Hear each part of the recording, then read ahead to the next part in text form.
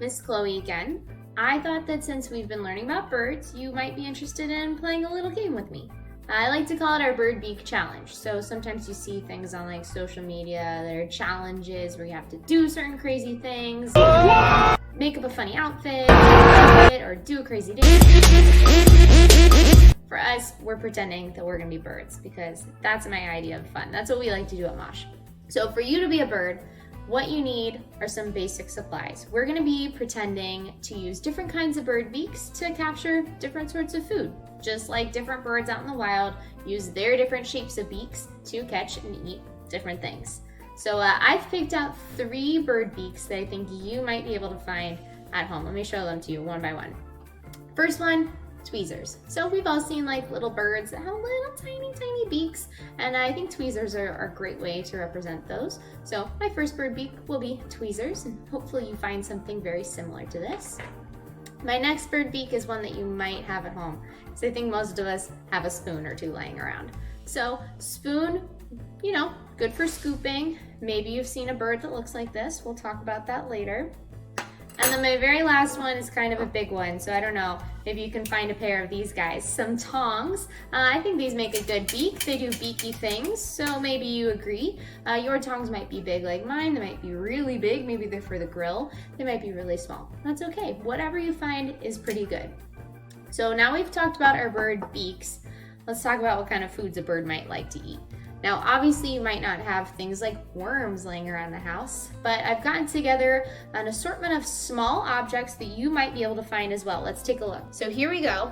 Now we're able to see all of these different objects that I've gotten together, things that you might be able to find as well. I got a bunch of pennies, so any kind of coin is a good option here. If you have any dried beans at your house, like I've got some small ones here, some bigger pinto beans here, dried beans are great for this challenge. Also, dried pasta. You could cook it if you really want that extra step, but leaving it dry is perfectly good in my eyes. Also got some oatmeal over here. Now for our non-food things, maybe you've got a grown-up at home that says, leave the food in the pantry, please. That's okay. We've got options for you too. I cut up some little pieces of ribbon. You could use string, yarn, anything that's flat and makes a good little fake worm. I just cut mine into small pieces like this and made a nice pile of them. Here's some old leftovers from a different craft that I did. It's little punched out holes of paper, and then some bigger balls of paper. I just took old scrap that I wasn't using anymore, ripped it up really small, crumbled it really tiny, and then made a bunch of these. This is a really good way to use up old receipts too. Maybe if you've got a bunch of receipts laying around the house, this is a really good option to put them to use a little bit. And then of course we can put all this stuff in the trash or for your money back in your piggy bank once we're done with it. So how does this game work? Here's the challenge. So we've got our different kinds of bird beaks, right? We want to see which sort of bird beak is the most successful for whichever kinds of food. It's okay if you don't have the same exact foods as me.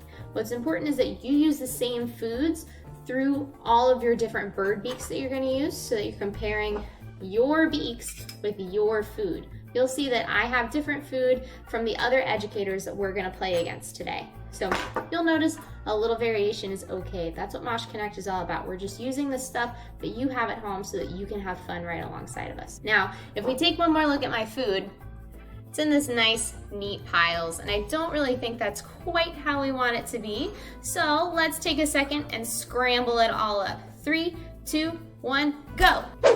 That's way better. So now this looks a little bit more like, you know, maybe what food would look like in the wild. It's not in a nice pretty pile. It's all mixed together and it means that we're ready to play. So what I'm gonna do, I'm gonna start with my smallest bird beak first. So for me, that's my tweezers. If you have tweezers as well, it's your tweezers too. So I'm gonna go tweezers to spoon to big tongs. And that's gonna be the order that I compete in. I also got out a little dish. This is gonna be for me to put the prey that I've captured inside so you can see how successful I am with each type of beak. So let's go ahead and begin. We're gonna play for 30 seconds with each tool, each beak, and we're gonna figure out which beak works best. So here we go. 3, 2, 1, start.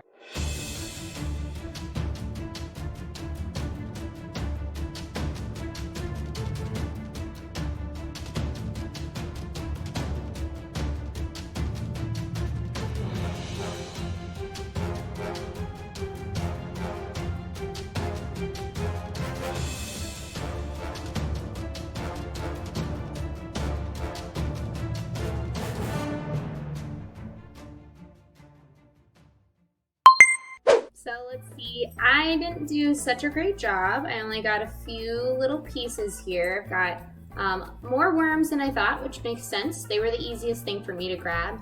Had a really hard time picking up some of the rounder things with this style of beak. But the little elbow macaronis, they weren't too bad for me. So the longer, wormier things I had better chances with. I'm gonna quickly reset, so I'm just gonna basically dump my stuff back on and squish everything into one more pile. And I'm gonna switch from my tweezer beak to my spoon beak. Here we go.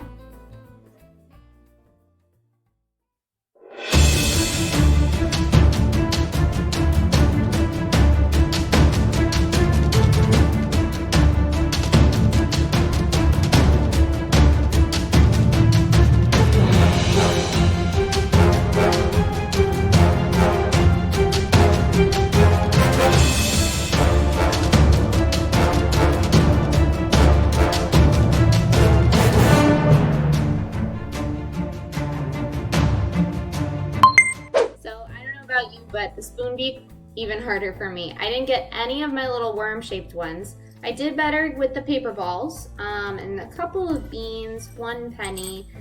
For me, the spoon was easier on the very first scoop, and then all my things spread out, and that was the end of that. So if I was a bird with a spoon beak, I think I'd be having a rough time.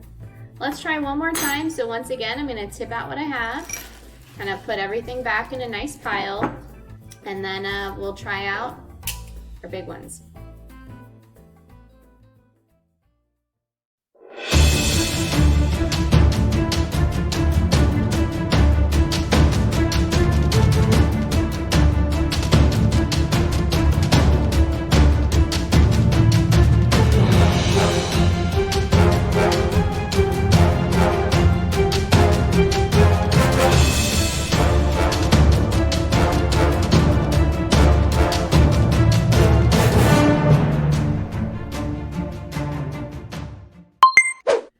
So these tongs went a little bit crazy, but that's okay because I think I did a pretty good job here. I got more coins than last time, and I had an easier time with the bigger objects, which makes sense. Bigger beak, good at grabbing the big things, not as good as grabbing the small things. So something to definitely consider.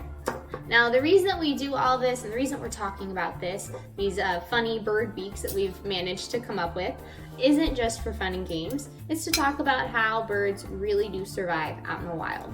So different bird beaks, that's a really good way to look at what we call adaptations. So an adaptation, that's just basically anything special about an animal, maybe like the shape of their beak, maybe a behavior that they do, anything that they have that helps them survive in their environment. So for example, if you were a beak like this, or a bird with a beak like this, for instance, you probably wouldn't do a very good job in an environment where you had to catch big fish, right? Imagine trying to pick up something really big with little tiny tweezers. Just wouldn't really work. But if you're a bird that eats maybe small seeds, like this little small bean that I picked up no problem, maybe that would work for you. So adaptations help animals survive, and it's important to think about what kinds of adaptations help them do what kinds of things. MOSH Connect relies on support from our community. If you like what you just saw, please consider donating at www.themosh.org and give us a like on social media at MOSH Jacks so you can stay connected.